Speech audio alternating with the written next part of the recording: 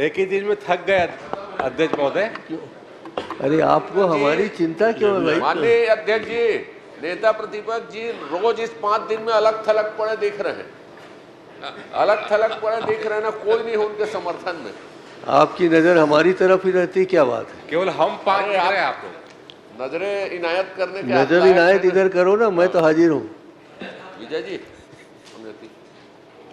आजू बाजू मत किया करो। Sorry sir. श्री प्रमोद मिंजे। माननीय अध्यक्ष महोदय, मैंने कृषि मंत्री जी से सवाल रखा था कि संभागीय कार्यालय अंबिकापुर में खुला हुआ है और उस संभागीय कार्यालय में 2021 से लेके जून 24 तक कौन कौन सी मशीनरी उपलब्ध कराई गई थी किसानों की सुविधा के लिए। मैं जानना चाहूँगा कि उसमें क्या क्या सुविधाएं और कौन कौन सी मशीनरी उपलब्ध कराई गई थी। उन्होंने जवाब में कहा है कि 2022 से लेकर 24 तक एक डायरेक्ट राइस सीडर मशीन और एक मल्टी क्रॉप प्लांटर उपलब्ध कराई गई। मैं जानना चाहूँगा, मैं समझ नहीं पाया डायरेक्ट राइस सीडर और मल्टी क्रॉप मशीन क्या है, किसानों के लिए क्या काम करती है और उसका उपयोग वहाँ क्या हुआ है। बैठ जाइए। अध्यक्ष महोदय, हमारे बहुत ही सक्रिय सदस्य भाई प्रबोध मिंज जी ने बहुत ही महत्वपूर्ण प्रश्न किया है और जहाँ तक जिस मशीन के बारे में आपने जानकारी मांगा है तो मैं उपलब्ध करा दूंगा कि क्या इन मशीनों का क्या क्या उपयोग होता है। तो ये कृषि कार्य से ही संबंधित है, खेतों के लेबलिंग से लेकर के वहाँ मिट्टी के कैसे अच्छे तरीके से खेती लायक बनाए जा सके और इस मशीन का उपयोग जो है ज़्यादातर जो है धान की बोनी के लिए ही किया जाता है। माननीय अध्यक्ष महोदय, धान की बोनी के लिए और खेतों को बनाने के लिए बनाया जाता है। ये मशीन उपलब्ध कराई से बताया गया है कि 83 किसानों को कस्टम हायरिंग की सुविधा प्रदान की गई। कस्टम हायरिंग की सुविधा, ये तात्पर्य समझ नहीं पाया, कस्टम हायरिंग कैसे किया जाता है और केवल 83 किसानों को इसमें सुविधा दी गई है। तो ये बताएंगे कि क्या, और जो आपने कहा कि उसमें जो खेत समतलीकरण बाकी चीज़ के लिए किया जाता है तो ना वहाँ न रोटावेटर उपलब्ध है, न उसमें कैजविल उपलब्ध है, ना कोई नांगर उपलब्ध है। तो इन मशीनों का क्या काम, और वहाँ जो मशीनें हैं वो बिना रोटावेटर, बिना नांगर और बिना कैजविल के क्या काम करती होंगी। और 2 साल हो गई मेरी जानकारी के अनुसार और मशीनों का कोई उपयोग नहीं हुआ। जब से वहाँ गई है मशीन खड़ी है और उसमें कोई उपयोग नहीं हुआ है। और जो 83 किसान कस्टम हायरिंग पता नहीं उसी मशीन में कराए हैं या और किसी मशीनों से कराया गया है कि पहले की मशीनें थी, इसकी जानकारी। अध्यक्ष महोदय, अब मशीनें, ये बात सही है कि पहले की मशीनें हैं रखी हुई हैं, लेकिन वर्तमान में वहाँ उस क्षेत्र में, वहाँ उस केंद्र में जो मशीनें वो सभी चालू हालत में। और जहाँ तक आपने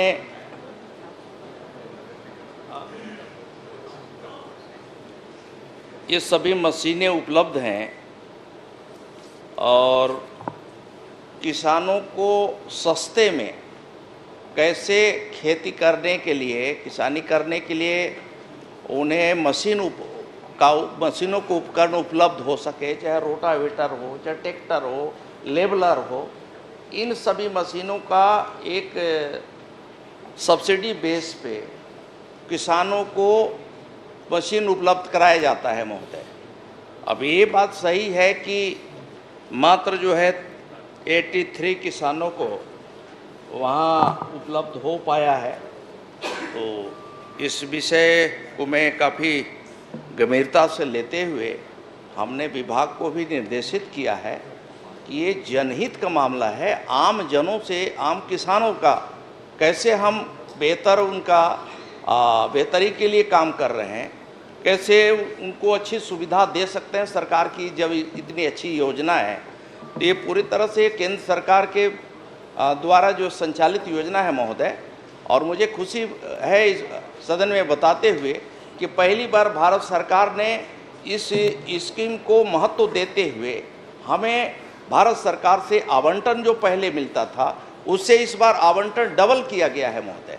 तो मैं समझता हूं कि बाकी जो कमियां हैं उन सभी कमियों को हम समय रहते हुए उसे पूरा करेंगे। और ख़ास करके जो हमारा सरगुजा संभाग है, सरगुजा संभाग को हमने इसीलिए वहाँ संभागीय यंत्री का हमने ऑफिस किया है कि जिससे कि उस क्षेत्र में आने वाले तमाम सारे किसानों के लिए जो सुविधाएं हम दे सकते हैं इस विभाग के माध्यम से, वो सुविधा जो है उनको हम पहुंचा सकें, दे सकें।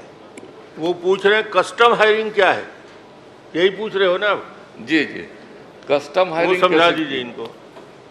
महोदय, किसानों को ऑन पेमेंट इन मशीनों को उपयोग करने के लिए हम उन्हें ये सुविधा प्रोवाइड करते हैं। अध्यक्ष महोदय, आपके माध्यम से जानना चाहूँगा मंत्री से, और 83 किसानों को कस्टम हायरिंग बताए हैं, क्या उनकी सूची उपलब्ध करा देंगे? और पूरे संभाग में, सरगुजा संभाग बहुत बड़ा संभाग है, और उस संभाग भर में केवल कहाँ वो उन मशीनों को 83 किसान, जो वहाँ मेरे को लगता है हजारों किसान हैं, लेकिन केवल शासन कितनी बड़ी योजना का 83 किसान को ही आज तक लाभ मिला। और मेरी जानकारी के अनुसार मशीनें 2 साल से खड़ी हैं, और उसमें जो सहायक कृषि यंत्री हैं उनको केवल फाइनेंशियली केवल 5,000 का पावर है। छोटा सा मशीन खराब होकर पड़ा हो गया, उसको मेंटेनेंस करने के लिए उसके पास पैसा नहीं है, उसके डीजल वगैरह देने के लिए पैसा नहीं है, और उसके चलते कोई किसानों को उसका कोई लाभ नहीं मिल पा रहा है। और ये जो आंकड़े 83 किसानों का कस्टम हायरिंग बताया गया है, और ये मेरी जानकारी के अनुसार केवल नाम मात्र को कहीं किसानों के नाम के उल्लेख कर दिया गया होगा, और इसमें ना रोटावेटर वहाँ चल रहा है, ना केजविल है, ना नांगर है, कोई चीज़ ही नहीं है वहाँ ताकि उसको किसानों को दिया जा सके। तो इस ओर ध्यान करेंगे, और उसको जो सहायक यंत्री का है उसको भी 5,000 से ज़्यादा उसकी मेंटेनेंस राशि उसको बढ़ाएंगे ताकि किसानों को लाभ मिले। और मैं एक चीज़ और जानना चाहूँगा, पूरे संभाग के लिए है तो मान लीजिए अंबिकापुर में कार्यालय है उसका, तो क्या उसको रामानुजगंज ले जाना है तो क्या वो मशीन जाएगी कैसे? आपका जो ये मशीन जो आपने कहा है, ये राइस सीडर है, मल्टी क्राफ्ट मशीन, जाएगी कैसे वहाँ तक? आपके विधानसभा में कैसे जाएगी मंत्री जी? जी, हमारे माननीय विद्वान सदस्य ने एक साथ बहुत सारे प्रश्न किया है। मैं सभी प्रश्नों का उत्तर देने के लिए मैं तैयार हूं। अध्यक्ष महोदय, जहां तक इन किसानों का सूची है तो सूची मेरे पास उपलब्ध है। 83 किसानों का सूची आपको उपलब्ध करा दूंगा। दूसरी बात, आपने प्रश्न किया कि इनकी जो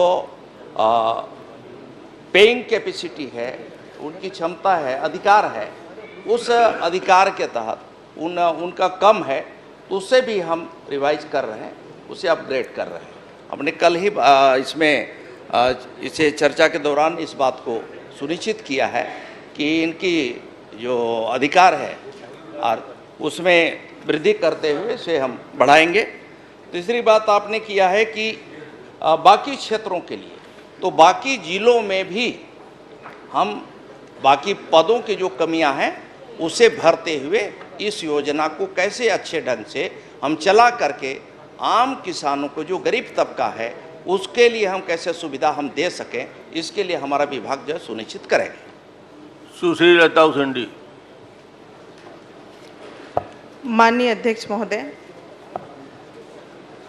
मैं माननीय मंत्री जी से पूछना चाहती हूँ, प्रधानमंत्री आदि आदर्श ग्राम योजना अंतर्गत जिला कोंडागांव में पंचायतों में हो रहे सोलर स्ट्रीट लाइट के कितनी शिकायतें माननीय मंत्री जी को प्राप्त हुई और उन पर क्या कार्रवाई की गई?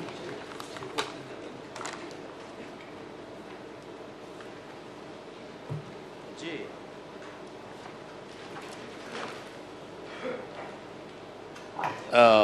आप एक बार और प्रश्न कर लें, पूरे करिए।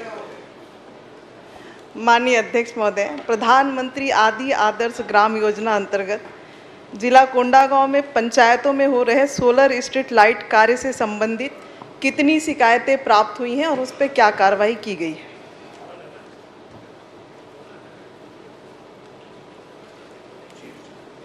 अध्यक्ष महोदय,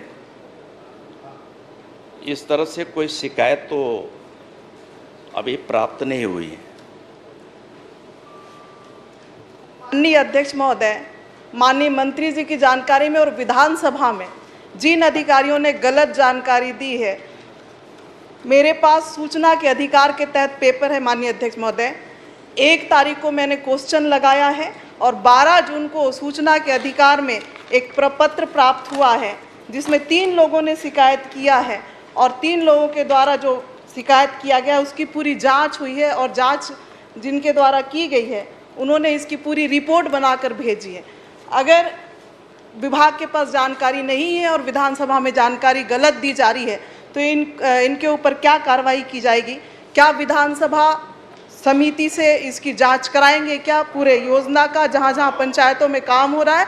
और अभी जिन लोगों ने इस पे गलत जानकारियां दी हैं और ये भ्रष्टाचार का सबसे बड़ा केंद्र बिंदु सोलर लाइट पूरे प्रदेश में बन गया है और उसका श्रेय हमारे विपक्ष के बंधुओं को जाता है। माननीय अध्यक्ष महोदय, ये 21-22 का मामला है। माननीय अध्यक्ष महोदय, विपक्ष में नहीं जाता है। 21-22 का मामला है अध्यक्ष महोदय, और जब चाहे सक्षम अधिकारी ने अपनी मर्जी से एजेंसी चेंज कर दिया, अपनी मर्जी से एजेंसी तय करके जो सक्षम एजेंसी नहीं है उनसे भी काम करवाया गया और पूरा भ्रष्टाचार कोंडागांव जिले में हुआ है। तो मैं माननीय मंत्री जी से कहना चाहूँगी, क्या उन सक्षम अधिकारी जिसने एजेंसी तय किया और जो सक्षम जिन्होंने इस पे कार्य किया उनको इस समिति से जांच कराएंगे क्या और तत्काल उन अधिकारियों को निलंबित करेंगे क्या? माननीय अध्यक्ष महोदय, आप अगर अनुमति देते हैं तो मेरे पास जो सूचना के अधिकार में जो सारी जानकारियां हैं मैं यहाँ पढ़ के भी बता सकती हूँ या फिर पटल पे भी रख दूंगी। उपलब्ध कर देंगे। चलिए मंत्री। अध्यक्ष महोदय, अब ऐसा है कि किए तो आप लोग हैं, हम लोग भर रहे हैं।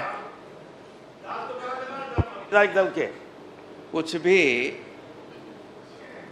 आप लोग जो है इनके शासन सरकार के समय में इतने सारे नियम कानून कायदे को ताक में रखते हुए सब काम हुआ है और इतने सब जो है मनमाने तरीके से माननीय आदरणीय लता हुसैनी जी इस सदन के सदस्य ही नहीं बल्कि हमारे प्रदेश के एक कदावर नेता है और आपकी भावना के अनुरूप मैं अध्यक्ष महोदय इन समस्त विषयों को देखते हुए मैं सदन की समिति से जांच कराने के लिए मैं सहमत होता हूँ। और अध्यक्ष महोदय, बल्कि इस तरह के प्रकरण को इसका दायरा को बढ़ाते हुए पूरे प्रदेश स्तर में इसके जो है इसकी जांच के बिंदु तय जब हो तो इसे भी शामिल किया जाए। ये भी चलिए, पर्याप्त नहीं, पर्याप्त हो गया। उन्होंने तो पूरा व्यापक। चलिए छोटा सा पूछ लो। छोटा सा नहीं और छोटा सा बिल्कुल। जो आपने लास्ट पैरा में पूछा है, लिखा है उत्तर के, राज्य स्तरीय समिति गठित की जाकर जांच कार्यवाही की जा रही है।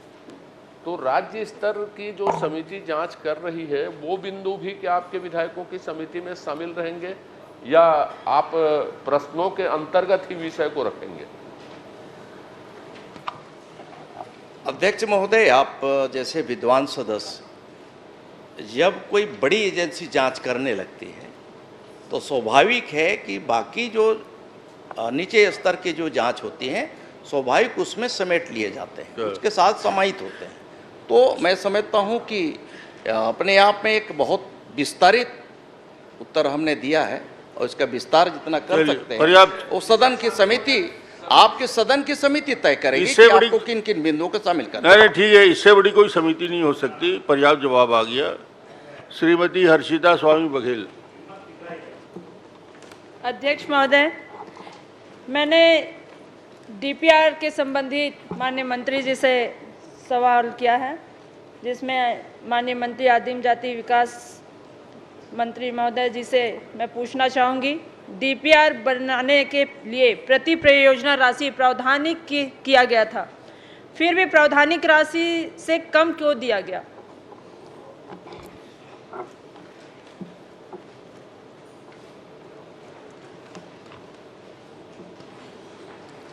अध्यक्ष महोदय,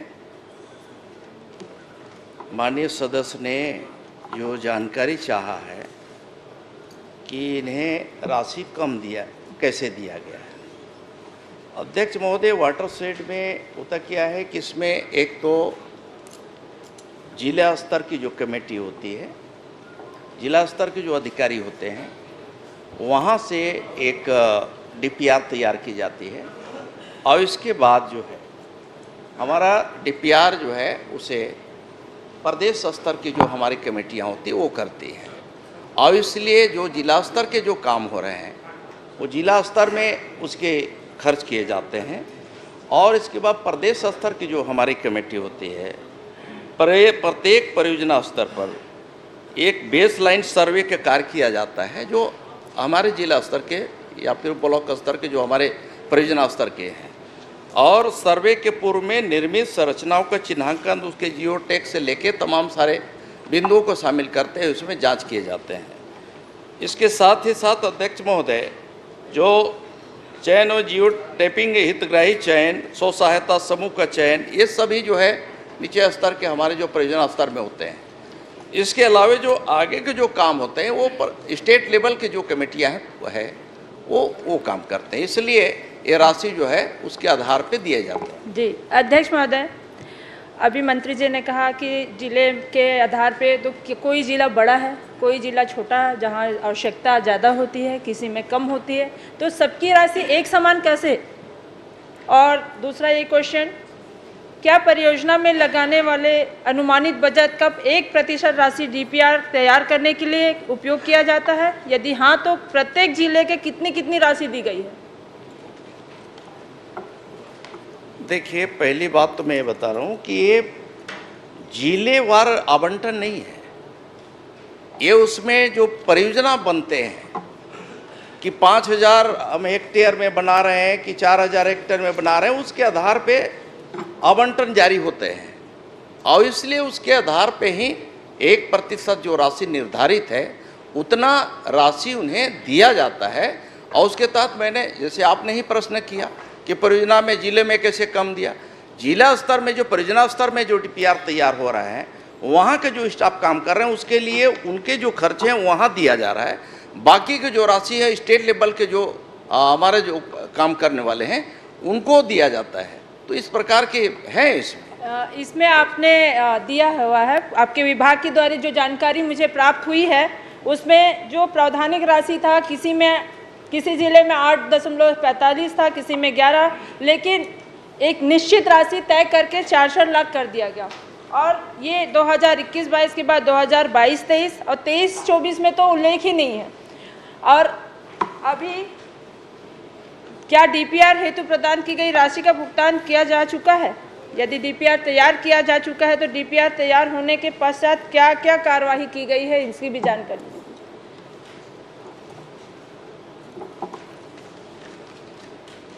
अध्यक्ष महोदय, जो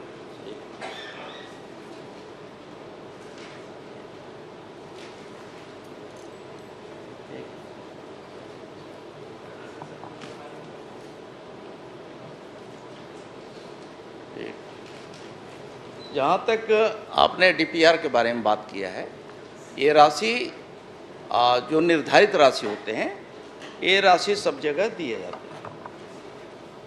और जो राशि डीपीआर बनाने के लिए है, तकनीकी कार्य में जिसे जीआईएस है और डीपीआर है, ये कार्य राज्य स्तर पर किए जाते हैं, वो राशि जो है राज्य स्तर पर आवंटित किए जाते हैं। आपकी द्वारा दी गई जानकारी के अनुसार एजेंसी का नाम परियोजना क्रियान्वयन एजेंसी बताई गई, उक्त एजेंसी का मतलब समझाने का कष्ट करेंगे?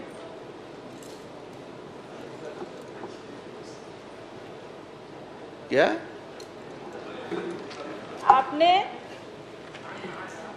आपने इस एजेंसी का जो नाम है परियोजना क्रियान्वयन एजेंसी बताया है। हाँ।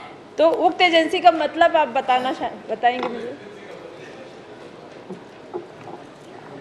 क्रियान्वयन एजेंसी जो उसमें जो विभाग जो काम कर रहे हैं, जो उस परियोजना में जो एजेंसी काम कर रही है, वो क्रियान्वयन एजेंसी कृषि विभाग भी हो सकता है, अन्य विभाग भी हो सकते हैं। तो ये उसमें तो दिया हुआ है, सारे तो पूरा जिलों उत्तर में दिया। आपने सिर्फ एक ही एजेंसी का क्रियान्वयन एजेंसी लिखा है इसमें विभाग के द्वारा, तो अलग अलग विभाग के एजेंसियों को मिला तो उसका नाम तो प्रस्तुत होना चाहिए, इसलिए मैंने क्वेश्चन किया आपसे। और एक और क्वेश्चन मेरा इसमें, बहुत हो गया, चलिए आखिरी एक प्रश्न कर लीजिए। इसमें उक्त परियोजना में महिला समूह, अभी आपने कहा है महिला समूह और कृषकों को प्रशिक्षण भी दिया जाता है, तो किस किस जगहों पे प्रशिक्षण दिया गया है उसकी जानकारी चाहिए। और 2023-24 तक के क्या आपने इसमें कोई प्रावधान किया है या नहीं की है या करने वाले हैं, उसकी जानकारी दीजिए। ये आपके जो जलग्रहण क्षेत्र है, इसमें महोदय जैसे बताया कि लगभग 5,000 से लेकर के 10,000 तक के हेक्टेयर को मिलाकर के एक जलग्रहण का क्षेत्र बनता है। और क्षेत्र बना, वहाँ उसका डीपीआर बना, उस डीपीआर के आधार पर तैयार हो गया। अब उसके आधार पे महोदय इसका आपको मैं डिटेल जानकारी मैंने उपलब्ध कराया है। जहाँ तक स्वच्छ सहायता समूह, मैं आपके ही प्रश्न को उत्तर दे रहा हूं। अधूरी है अभी तक के आपके 23-24 में कोई आपका विभाग है, आपके विभाग में कम से कम पूर्ण जानकारी होनी चाहिए थी जो अधूरी है, इसलिए बात रखनी पड़ी है। और जिस प्रशिक्षण की बात, तो ये अभी तक के कहीं पे प्रशिक्षण नहीं प्राप्त हो रहा है, ये सिर्फ हवाई बातें हैं। तो आपका विभाग जो है अभी तक के इस काम पे सही ढंग से काम नहीं कर रही है। तो आपसे निवेदन है अध्यक्ष महोदय कि कार्य सही ढंग से हो, डीपीआर का उपयोग सही ढंग से हो। सुशांत शुक्ला जी, ठीक है, बहुत अब रही बात आपका यहाँ प्रशिक्षण नहीं हुआ, ठीक से डीपीआर तैयार नहीं हुआ, ये प्रश्न आपका है। तो ये तो आपके कार्यकाल के समय का है। कार्यकाल अगर गड़बड़ हुआ हो या हमारा 22-23 का हो या 23-24 का हो, 23-24 का आपने उल्लेख नहीं दिया आपके विभाग ने। 21-22, 22-23 तक है, 23-24 का उल्लेख नहीं किए हैं। और अभी तक के जो आगे बढ़ने चाहिए कार्रवाई वो हुई नहीं है, मतलब कहीं ना कहीं आपका विभाग इसमें ढीला है। चलिए ठीक है, भाई बताए सुशांत जी। अध्यक्ष महोदय बहुत बहुत धन्यवाद, आपने अवसर दिया प्रश्न पूछने का। मेरा प्रश्न माननीय वित्त मंत्री जी से है, परंतु जो प्रश्न पूछा उस पर आए हुए जवाब से कई पूरक प्रश्न उत्पन्न होते हैं। पहला पूरक प्रश्न उत्पन्न होता है कि पंजीयन कार्यालय द्वारा रजिस्ट्री पूर्व मौके पर भूमि का सत्यापन नहीं करना और भवन निर्माण या अन्य निर्माण कार्य खुली भूमि बताकर कराया जाता है, जिससे शासन को राजस्व की प्राप्ति नहीं होती, शुल्क में कमी आती है। इसे रोकने के लिए आप निर्देश जारी करेंगे क्या, और समय समय पर इसके संबंध में जो शिकायतें प्राप्त होती है उसके निराकरण की क्या व्यवस्था है? आज वित्त मंत्री जी कलेक्टर वाले लुक पे वापस आ गए हैं। सम्माननीय अध्यक्ष महोदय, एक बार आप पलट के आना फिर बताएंगे। इसके लिए फिटनेस लगता है, पेट को छुपाने के लिए कुर्ता पजामा पहनना उचित नहीं। कुर्ता पजामा अच्छा है लेकिन पेट को छुपाने के लिए अच्छा नहीं है। माननीय अध्यक्ष महोदय, जो सम्मानीय सदस्य जी ने प्रश्न उठाया है बहुत महत्वपूर्ण है और पंजीयन में उन्होंने कई प्रकार की विसंगतियों का उल्लेख किया है और इनको रोकने के लिए पंजीयन में बहुत सारे सुधारों की प्रक्रिया हम लगातार विभाग द्वारा किया जा रहा है अध्यक्ष महोदय, और बहुत सारे ट्रांसपेरेंसी के भी स्टेप लेने की हम प्रयास कर रहे हैं। जो और विशेष रूप से अभी पिछले 7 महीने में जो एक कदम उठाया गया है वो विभागीय सतर्कता प्रकोष्ठ का गठन करने का किया गया है अध्यक्ष महोदय। विजिलेंस सेल रजिस्ट्री डिपार्टमेंट के अंतर्गत बनाया गया है। जो बड़े केस हैं, विशेष केस हैं, इंडस्ट्री रिलेटेड केस हैं या भू व्यपवर्तन जो डाइवर्सन हो जा रहता है उस तरह के केस हैं, उनको आकस्मिक रूप से भी देख सकेगी और कोई शिकायत आएगा तो उसकी उच्च स्तरीय जांच करने के लिए एक सेपरेट विभागीय सतर्कता प्रकोष्ठ विजिलेंस सेल का गठन किया है अध्यक्ष महोदय, किया गया। माननीय अध्यक्ष महोदय, प्रश्न का जवाब अपूर्ण है। मैंने पूछा है समय समय पर शिकायतें करने के कोई प्रावधान की व्यवस्था बनाई है क्या? किन्होंने कहा है राज्य स्तरीय, जबकि शिकायतें जिला स्तर पर पंजीयक कार्यालय पर होती हैं। चलिए इस पर दूसरा प्रश्न मैं पूछता हूं। बेलतरा विधानसभा, जिस पर मेरा प्रश्न आधारित है, शासन के नियमानुसार राजस्व अनुभागीय अधिकारी द्वारा समय समय पर टुकड़ों पर प्रतिबंध लगाकर राजस्व खसरों पर रोक लगाने की व्यवस्था दी गई है, परंतु देखने में आया कि प्रतिबंध के बावजूद भी वो संबंधित खसरे और रकबे की रजिस्ट्री कर दी जाती है पंजीयन विभाग द्वारा। तो क्या इस संबंध में दोषियों पर कोई कार्रवाई सुनिश्चित हुई है? अध्यक्ष महोदय, जो शिकायत के संबंध में पहले सदस्य महोदय ने कहा, तो वहाँ पर जो शिकायत जिला स्तर पे की जाती है उनमें ज़्यादातर ये रहता था कि वही लोग पंजीयन किए रहते हैं और वहीं पर शिकायत होती है, इसलिए निराकरण क्वालिटी तरीके से नहीं हो पाता। इसलिए उच्च स्तरीय एक अलग से सेल का गठन किया गया ताकि जिला स्तर पर भी जो शिकायत होती है उसका अच्छे तरीके से निवारण किया जा सके। और जो भूखंड के टुकड़ों के बारे में सम्माननीय सदस्य की चिंता है, वह भी बहुत जायज़ चिंता है। और जो उन्होंने अपने विधानसभा क्षेत्र बेलतरा के लिए जो प्रश्न किया है, उसमें भी कई खसरों को प्रतिबंधित किया गया है और जिन खसरों को प्रतिबंधित किया गया है उनमें अगर कोई भी रजिस्ट्री हुई हो तो उसकी जानकारी सदस्य महोदय मुझे दे सकते हैं। हमारे पास जितने अभी जानकारी आई है उसमें किसी प्रकार के शिकायत का उल्लेख होना नहीं है। इसका अभी तक कोई हमारे पास शिकायत नहीं आई है। अगर कोई भी खसरे में जो प्रतिबंधित खसरा है, प्रतिबंधित खसरों की सूची मैं सदस्य महोदय को दे दूंगा और अगर उसमें कोई भी पंजीयन हुआ होगा तो उसमें निश्चित रूप से कार्रवाई की जाएगी। माननीय अध्यक्ष महोदय, एक विषय और संज्ञान में आया है कि आपके कार्यकाल के समय ही कोटवारी जमीनों पर प्रतिबंध की व्यवस्था 2007 और 2008 में लगाई गई थी, परंतु पिछले 5 वर्षों में बेलतरा विधानसभा और बिलासपुर जिले में कोटवारी जमीन के पंजीयन के लगभग 18 से ज़्यादा मामले पंजीयन कार्यालय से निष्पादित किए गए हैं पंजीयन करके, जबकि राजस्व अभिलेखों में उसको कोटवारी जमीन अंकित रहता है, उसके बावजूद भी पंजीयन कर दिए गए। ऐसे जमीनों को क्या निरस्त किया जाएगा पंजीयन? मैं माननीय मंत्री महोदय से आपके माध्यम से जानना चाहता हूँ। माननीय अध्यक्ष महोदय, कोटवारी भूमि शासकीय भूमि ही होती है, उसे केवल सेवा के जो शासन के प्रति सेवा जो करता है कोटवार, उसके लिए सेवा भूमि के रूप में प्रदान किया जाता है ताकि उसमें खेती करके कमा खा सके। वो कहीं से किसी व्यक्ति का ज़मीन होता ही नहीं है। और पहले बहुत सारे प्रकरण हुए थे कि कोटवारी ज़मीनों को बेच दिया गया था और जब आपकी सरकार थी उस समय इस पर प्रतिबंध लगाने का काम किया गया था। तो अगर ऐसा कोई मामला है जो पिछले सालों में हुआ है, जैसा कि सम्मानीय सदस्य ने कहा है, तो उसकी निश्चित रूप से हम जांच कराएंगे और जो इसमें देखना पड़ेगा कि राजस्व विभाग से जो रिपोर्ट आया उसमें गड़बड़ी थी या पंजीयन विभाग के अधिकारियों ने गड़बड़ी की। जो भी जिम्मेदार होगा उसके खिलाफ कार्रवाई की जाएगी। और अगर वो ऐसा केस हुआ है कोटवारी जमीन के खरीद बिक्री का, तो वो किस स्तर पर है, क्या, क्योंकि कई केस ऐसे हैं अध्यक्ष महोदय जिनमें हुआ है, कार्रवाई करने के लिए पहल भी की गई, लेकिन वो किसी न्यायालय में या किसी उच्च न्यायालय में स्थगन की स्थिति में है। तो जो भी स्थिति में होंगे हम कार्रवाई करेंगे। माननीय अध्यक्ष जी, एक एक करके छोटा प्रश्न। माननीय अध्यक्ष जी, बहुत सारे लोग तैयार हैं। छोटा प्रश्न मंत्री से एक छोटा सा प्रश्न है कि आपने पूर्व सरकार ने 30% की स्टाम्प ड्यूटी में छूट दे दी, आपने उसके जाकर के आपने रजिस्ट्री शुल्क बढ़ा दी। तो क्या रजिस्ट्री शुल्क बढ़ाए तो क्या उसके अंदर कैश पेमेंट ही आपने स्वीकार किया, चेक या ड्राफ्ट से क्यों स्वीकार नहीं किया पंजीयन कार्यालय में? इसका स्पष्टीकरण आप देंगे। हजारों केस ऐसे माननीय अध्यक्ष जी के लोगों ने जाकर के चेक दिया, ड्राफ्ट दिया, मना कर दिया साहब ये नहीं लगेगा कैश पेमेंट।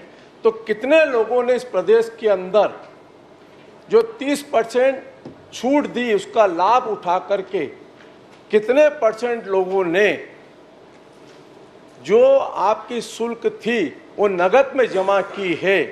यह आंकड़ा आपके पास होगा, यह एक बार इसका परीक्षण कराएंगे, यह मेरा आग्रह है। अध्यक्ष महोदय, सम्मानीय सदस्य ने जो बिंदु उठाया है गाइडलाइन दर का, उस पर मैं कुछ सदन के समक्ष रखना चाहता हूं कि सम्मानीय सदस्य ने एक लाइन कहा कि उसे बढ़ा दिया गया, तो उससे मैं सबसे पहले स्पष्ट करना चाहता हूं अध्यक्ष महोदय, उसे बढ़ाने का कोई काम नहीं किया गया है। पिछले सालों में, पिछली सरकार के समय में 30% की छूट गाइडलाइन रेट को कम कर दिया गया था, गाइडलाइन रेट को कम कर दिया गया था। उसका नोटिफिकेशन 31 मार्च 2024 तक का था। 31 मार्च 2024 को वह जो नोटिफिकेशन की डेट थी वो स्वयं समाप्त हुई है, तो कोई बढ़ाने वाला विषय नहीं है। नहीं, अध्यक्ष महोदय, कुछ चीजें मैं बताना चाहूँगा। एक मिनट में पहले सुन तो लो। मैं गाइडलाइन का नहीं कह रहा हूँ, उस पर भी आऊंगा बस। कैश पे पहले आप सुन लीजिए। कैश पे भी आऊंगा। माननीय अध्यक्ष जी, अध्यक्ष महोदय, पहले मेरा जवाब देने दिया जाए। तो इसमें बहुत सारे विषय आए अध्यक्ष महोदय प्रदेश में कि गाइडलाइन रेट बढ़ गया, ये हो गया, वो हो गया, जबकि ऐसा कुछ नहीं था, बढ़ाया नहीं गया था, नोटिफिकेशन का डेट खत्म होता। एक बिंदु। दूसरा बिंदु महत्वपूर्ण है अध्यक्ष महोदय कि जब हम सोचते हैं कि गाइडलाइन रेट का कम है या ज़्यादा है, तो उसका सीधा प्रभाव केवल जमीनों के, प्लाट के खरीदी बिक्री करने वाले लोगों और बिल्डर पर ही, शहरों में ही नहीं पड़ता है।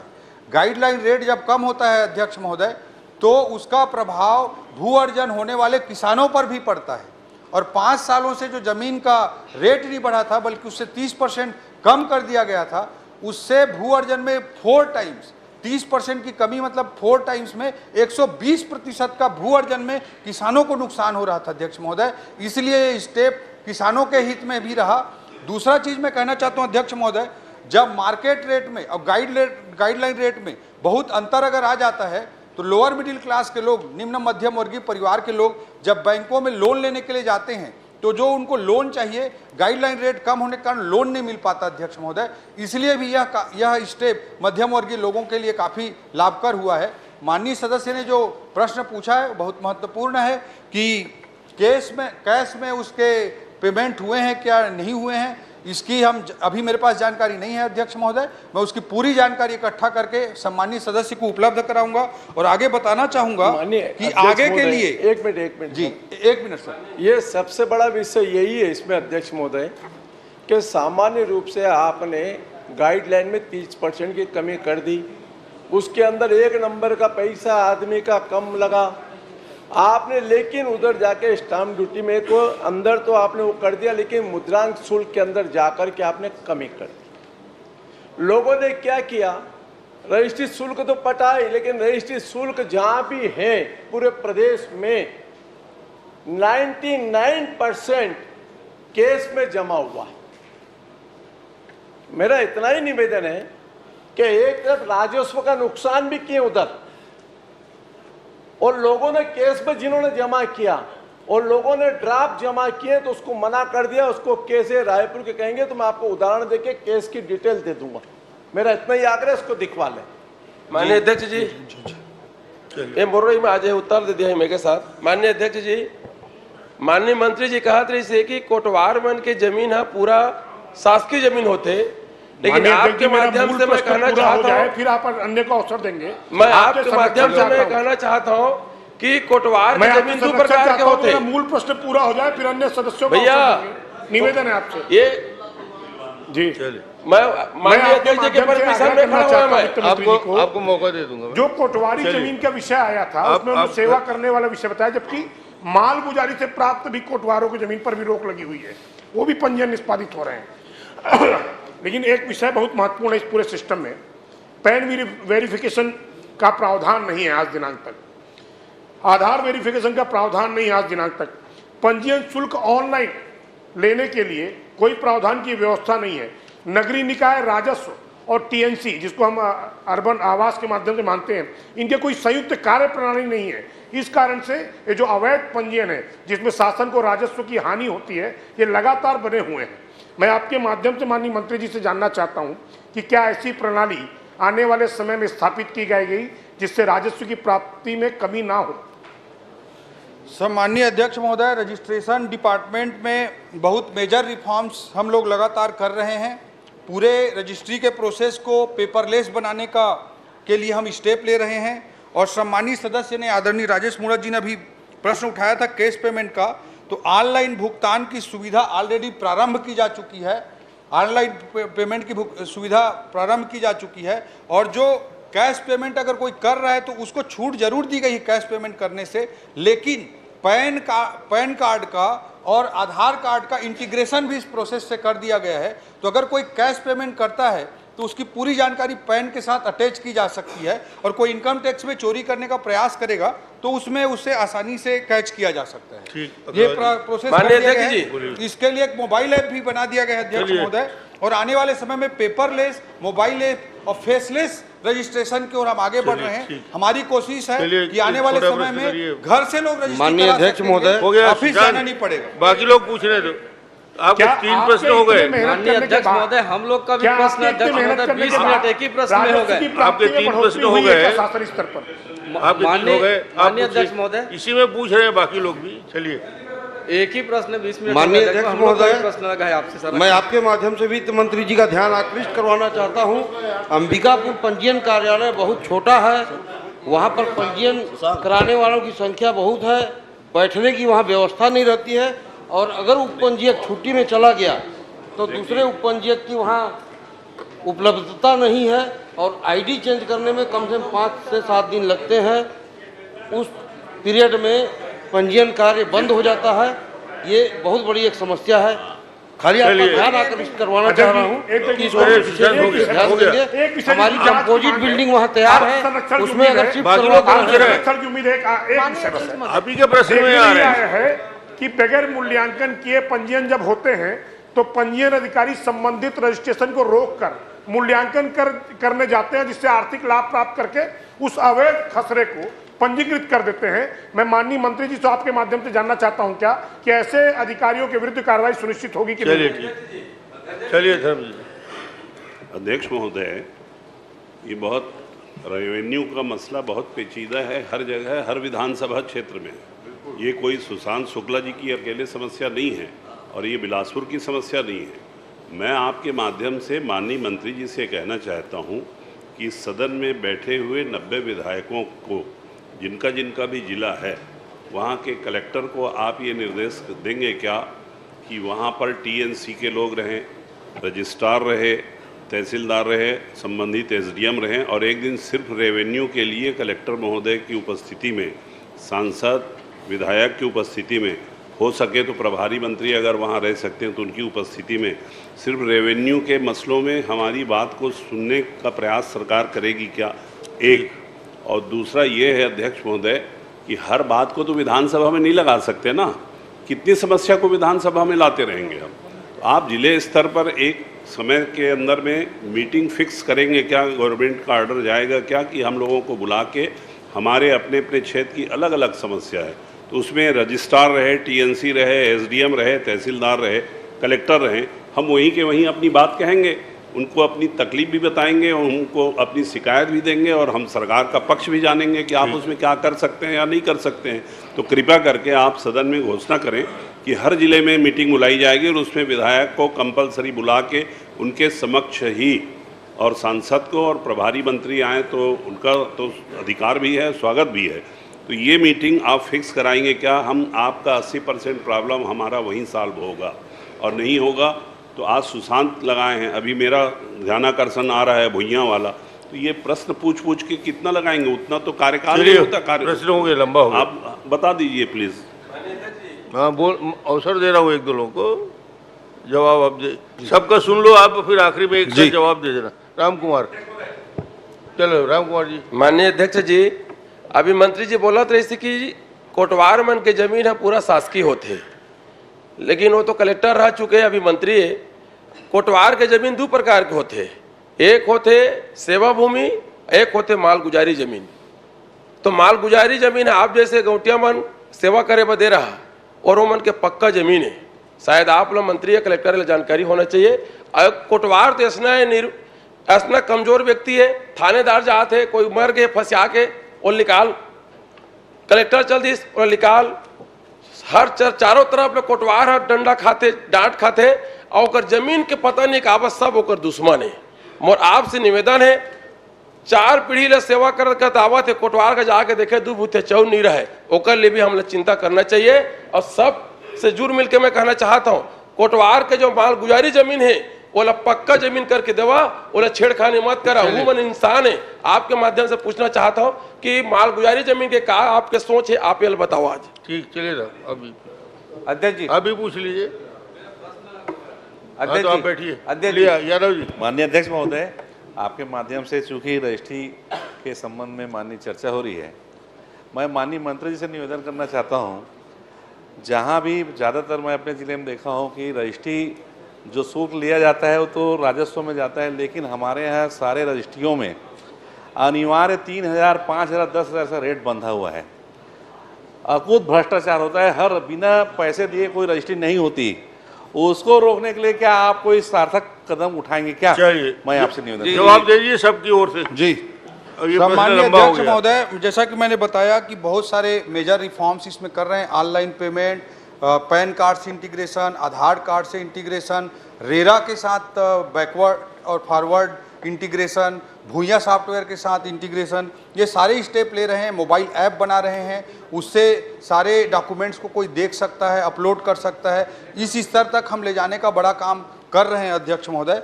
सम्माननीय सदस्य राजेश जी ने अंबिकापुर का विषय उठाया कि वहाँ पे कम होने के कारण सेटअप की समस्या आती है।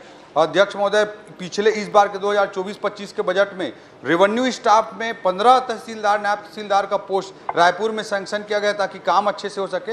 इसी तरह के अगर सेटअप रिवाइज करने की ज़रूरत है तो अंबिकापुर और रायपुर, दुर्ग, भिलाई सब जगह के लिए देख कर के इसको सेटअप को भी रिवाइज करेंगे।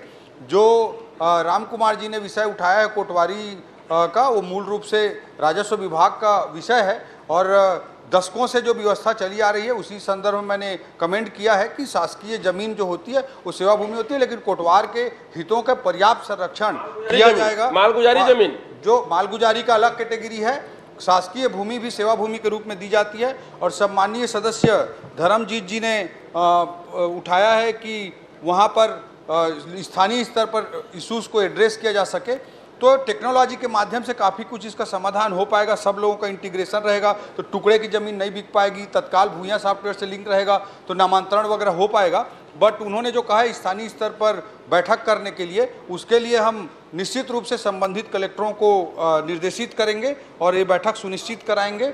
और जो गजेंद्र जी ने कहा है कि अगर ये ट्रांसपेरेंसी लाके, टेक्नोलॉजी लाके चीज़ों को सुधारने का प्रयास किया जा रहा है, कहीं पर कोई विशेष शिकायत हो तो तत्काल हमें दें, हम उसकी तत्काल जांच कराएंगे। और रेवेन्यू के वृद्धि का जहां तक सवाल है अध्यक्ष महोदय, 697 करोड़ तक इस अवधि तक का पिछले साल का रेवेन्यू था, वो बढ़ करके 790 करोड़ हुआ है। चलिए चरणदास मान जी। और सम्माननीय सुशांत शुक्ला जी ने जो बात उठाई है अध्यक्ष महोदय कि वहाँ पे जांच, तो इसके लिए राज्य स्तर पे जांच टीम गठित की जाएगी और जांच टीम को वहाँ पर उनके बेलतरा विधानसभा में भेजा जाएगा। ठीक हो गया। चलिए माननीय अध्यक्ष महोदय, अरे भाई गजेंद्र यादव जी जो बात उठाए उसका उत्तर नहीं आया है, वो पूरा प्रदेश में है, राजस्व विभाग से जुड़ा हुआ है। चलिए कई बात मान जी। आदरणीय अध्यक्ष महोदय, चौधरी जी का ध्यान में खींचना चाहता हूँ। खूब फायरिंग आपने झेला है अभी, मैं परेशान नहीं करूँगा, इसलिए मेरी बात सुन लो आप।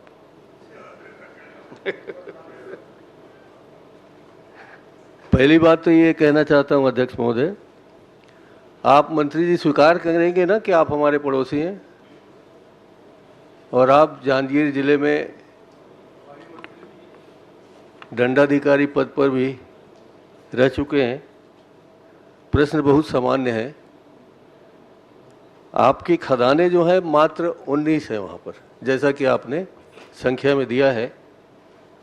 मैं आरोप नहीं लगा रहा हूँ, ज़्यादा है। उस 19 खदानों के माध्यम से जो डोलोमाइट और लाइम स्टोन की खुदाई चल रही है या वहाँ क्रेशर लगाए गए हैं, वो 1900 गांवों को प्रभावित कर रहे हैं।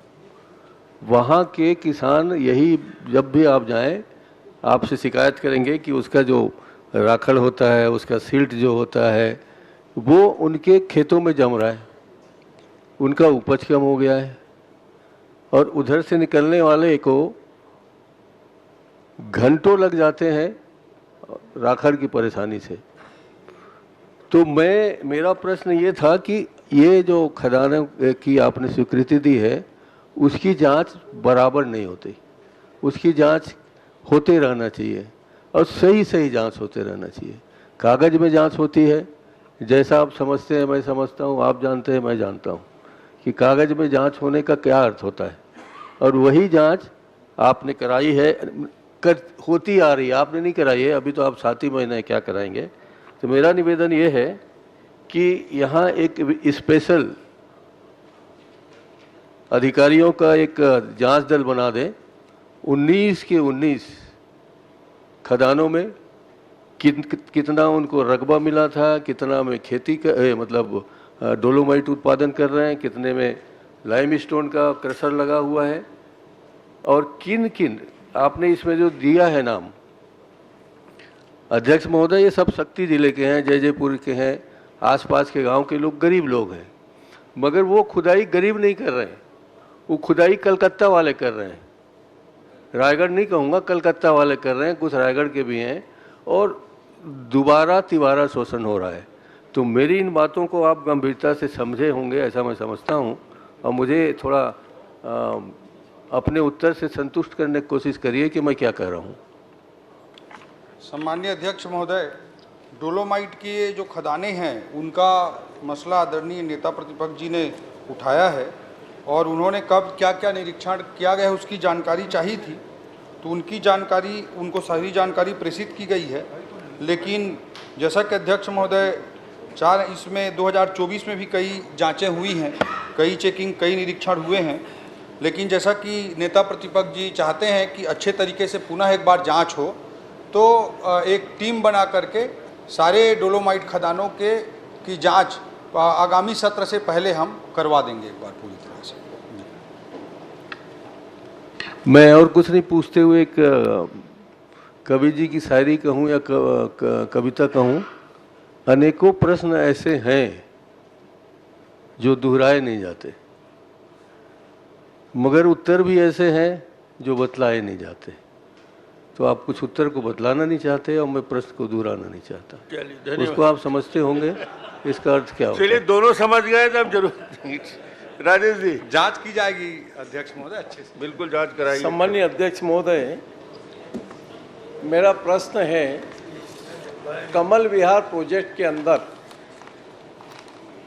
जो खास करके हमारा एक वहाँ तालाब है, उस तालाब के पास में एजुकेशन पार्क बनाने की योजना की,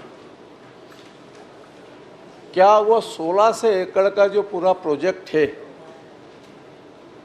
उसमें मूल स्वरूप उस समय क्या था और वर्तमान में क्या है, ये स्पष्ट कर दें।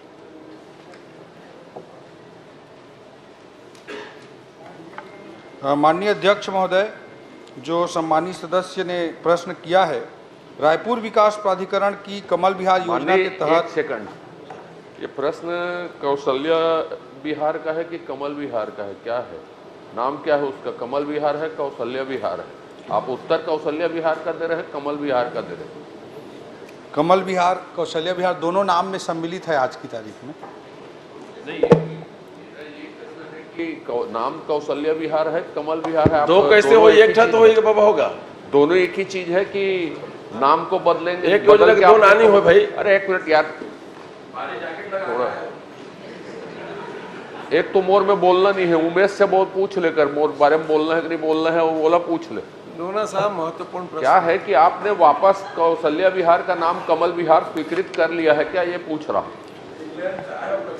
सामान्य बोलचाल की भाषा में कमल विहार पहले प्रोजेक्ट कमल विहार था, इसलिए कमल विहार कहा जाता है। कमल विहार, लेकिन पिछली सरकार करने घोषणा कर दीजिए कौशल्या विहार की जगह में। पिछले सरकार के समय में कौशल्या माता विहार नामकरण किया गया है इसका।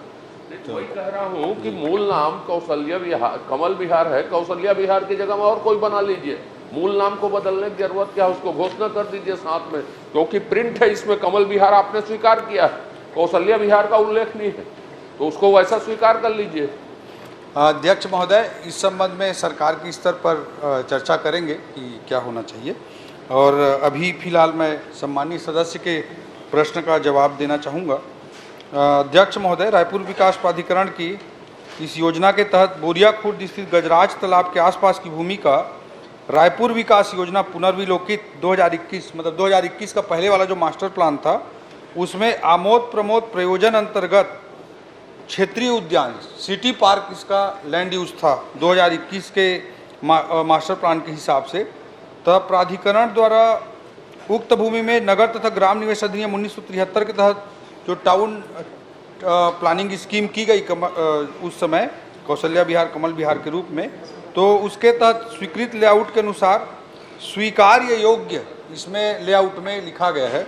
स्वीकार्य योग्य मतलब acceptable as per land use, जो लैंड यूज है उसी के अनुसार उसमें डेवलपमेंट कर सकते हैं, ऐसा लिखा गया है। और जो कमल विहार तत्कालीन जो था उसमें जो प्रोजेक्ट बना था उसमें 40 करोड़ रुपए से फंड रेजिंग का भी प्लान दिखाया गया था। मेरा प्रश्न वही खड़ा होता अध्यक्ष महोदय कि तालाब के सौंदर्यीकरण का प्रावधान था, सब कुछ होने के बाद में रायपुर विकास प्राधिकरण ने एक नई एनआईटी निकाल करके तालाब के सौंदर्यीकरण का मामला किनारे करके एक्रेशन पार्क बनाने के लिए टेंडर आमंत्रित कर दिया। क्या वो उचित है या अनुचित है? अध्यक्ष महोदय, जो लैंड यूज है 2021 के मास्टर प्लान में सिटी पार्क था और 2031 का जो नवीन मास्टर प्लान है उसमें आमोद प्रमोद है, इंटरटेनमेंट है। तो ये इसके तहत में इसके अकॉर्डिंगली ये प्रोजेक्ट लाया गया था और उसमें ऑनलाइन निविदा की गई थी और ऑनलाइन निविदा करके 2 पार्ट में इसका किया गया था, 7A और 7B के रूप में। तो 7A पार्ट है उसका 3 बार टेंडर करने के बाद भी कोई बीडर नहीं मिला, उसके कारण उसका उपयोग वो फाइनलाइज नहीं हुआ कोई टेंडर। 7B में टेंडर फाइनलाइज हुआ है और जो बेस प्राइस था उससे करीब 10 करोड़ ज़्यादा, करीब 72 करोड़ पे वो टेंडर एक पार्टी ने श्रीजी कृपा करके लिया है। जो रॉ लैंड है उसको आमोद प्रमोद में परिवर्तित कराने की या जो भी लैंड यूज में आवश्यक चेंजेस करने की जो जिम्मेदारी है वो बीडर की है और बीडर ने उसको आरडीए को, रायपुर डेवलपमेंट अथॉरिटी को बोला कि आप चेंज करा के दो, तो उसमें टेंडर कंडीशंस में खुद को कराना था, तो इसलिए वो कॉमर्शियल कोर्ट में चला गया और कॉमर्शियल कोर्ट ने डिसीजन दिया कि आर्बिट्रेशन में जाइए। तो मामला आर्बिट्रेशन में फिलहाल चल रहा है अध्यक्ष महोदय। माननीय अध्यक्ष महोदय, आमोद प्रमोद की परिभाषा बता दें। आमोद प्रमोद के क्या अंतर्गत काम हो सकते हैं आमोद प्रमोद में और क्या नहीं हो सकते हैं, खाली उसकी परिभाषा बता दें बस। जी, उसकी मास्टर प्लान के हिसाब से पूरी सूची है अध्यक्ष महोदय, जिस जो उपयोग किया जा सकता है आमोद प्रमोद के अंतर्गत, और आमोद प्रमोद के लैंड यूज के अनुसार ही डेवलप किया जाएगा उस प्रोजेक्ट को। उसके अंतर्गत जो स्वीकार्य चीज़ें की जा सकती हैं, जैसे क्लब हाउस हो सकता है, एम्यूजमेंट पार्क हो सकता है, इस तरह की चीज़ें उसमें हो सकती हैं। तो जो आमोद प्रमोद के अंतर्गत है उसी अंतर्गत ही उसको डेवलप किया जाएगा। और आर्बिट्रेशन में अभी जो गया है वो मैटर, वो रिस्पॉन्सिबिलिटी आरडीए की है या बीडर की है, इस कॉम्प्लेक्सिटी के कारण वो आर्बिट्रेशन में है अध्यक्ष महोदय। आमोद प्रमोद के अनुसार ही लैंड यूज का उपयोग किया जाएगा। अध्यक्ष महोदय, एक मिनट। मुरत जी परेशान है, आमोद प्रमोद का वो परिभाषा जानना चाहते हैं। आमोद का तो आप बहुत अच्छी तरीके से जानते होंगे। प्रमोद का मतलब वो होता है जो उत्तर बतलाए नहीं जाते, आप समझ गए होंगे। माननीय अध्यक्ष महोदय, नेताजी जो कह रहे हैं बहुत गंभीर प्रश्न है। मास्टर प्लान में लैंड यूज चेंज करने का प्रावधान आमोद प्रमोद में क्या था, ये मैंने पूछा आपके सामने। क्रिएशन पार्क बनाने के लिए आपने टेंडर निकाल दिया, आरडीए ने तय कर दिया, पूर्ववर्ती सरकार के मंत्री ने टेंडर को फाइनल करने के लिए अपने पास फाइल बुला के मंगा के रख ली। आमोद प्रमोद में कहीं से भी शादी घर नहीं बन सकता। माननीय आमोद प्रमोद के अंदर कहीं पर भी। माननीय राजेश मूणत जी, आमोद प्रमोद को जोर जोर से बोलने की विषय नहीं, उसका पूर्ण अर्थ संपूर्ण ज्ञाता माननीय नेता प्रतिपक्ष जी हैं, आप चाहे तो उनसे पूछ सकते हैं बिना चाहिए जोर जोर से बोले, नेता प्रतिपक्ष जी से। अरे भाई, तो माननीय नेता प्रतिपक्ष जी के बोलिए, बहुत महत्वपूर्ण प्रश्न है और ये प्रश्न के पीछे की कहानी पूरी ये है कि आरडीए ने पहले भी एक टेंडर निकाला था और उस समय वह जमीन उनके पास नहीं थी। वह जमीन राजस्व विभाग की जमीन थी उनके पास, उनके खाते में नहीं चली, लेकिन वो टेंडर कैंसिल हुआ। आज फिर ये टेंडर निकाल करके जो शर्तें, जो एनआईटी है, कमल विहार 1600 एकड़ के अंदर एक अपने आप के स्टेट का सबसे बड़ा प्रोजेक्ट आया है और अवैध प्लाटिंग के खिलाफ में उस समय आप जानते हैं अध्यक्ष जी कितना हमने उस चीज को विरोध सहा है। लोगों ने कुछ किया तो नहीं।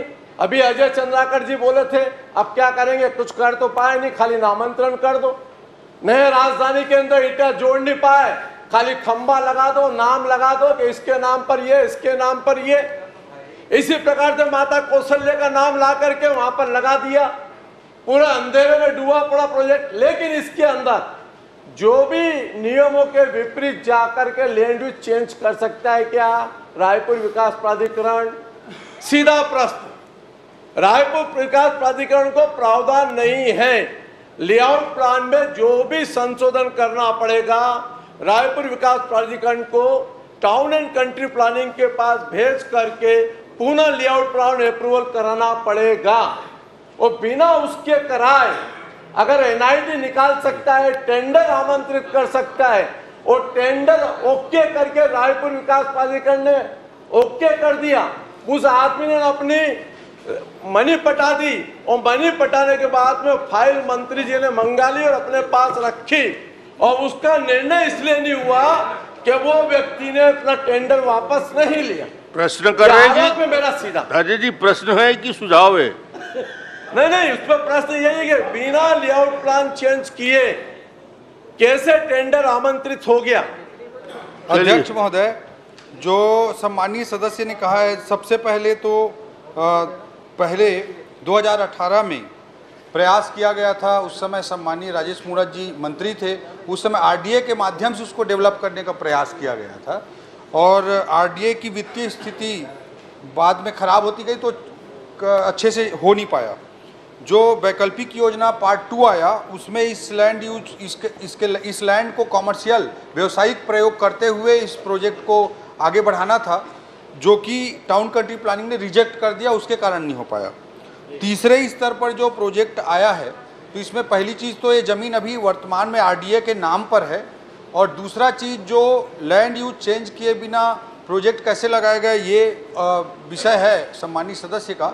तो इसमें मैं बताना चाहूँगा कि उस टेंडर के कंडीशंस में ये लिखा हुआ है कि लैंड यूज के अनुसार जो भी चेंजेस की जिम्मेदारी है वो बिडर की हो, ये लिखा हुआ है, बिडर की जिम्मेदारी हो। ये टेंडर के कंडीशंस में लिखा हुआ है। अध्यक्ष महोदय, माननीय अध्यक्ष महोदय, जब उस पर आप टेंडर निकाल रहे हो जो लैंड यूज का लैंड यूज नहीं है और उसके बिना आपने उसकी एनआईटी अप्रूवल कर दी और एनआईटी अप्रूवल करके उसके टेंडर को स्वीकृत भी कर दिया। यह पहली बार इस प्रदेश के अंदर एक अनोखा पूर्व सरकार का इतिहास है। आश्चर्य लगता मेरे को, बिना लैंड यूज चेंज किए, बिना कुछ किए टेंडर निकल गया, टेंडर अप्रूवल हो गया और वो आदमी का टेंडर मंत्री ने उसको पैसा नहीं। तो माननीय अध्यक्ष महोदय, क्या इसकी जांच करा करके दोषी व्यक्ति के खिलाफ कार्रवाई करेंगे? एक लाइन का उत्तर, इसकी जांच करा कर क्या दोषी व्यक्ति के खिलाफ कार्रवाई करेंगे? संबंधित है ये गजराज हो गया समय भैया, इतना सा उत्तर दे दो। क्या दोषी व्यक्ति के खिलाफ कार्रवाई करेंगे जिसने नियमों के विपरीत किया? टेंडर कंडीशंस का पूरा परीक्षण कराएंगे अध्यक्ष महोदय।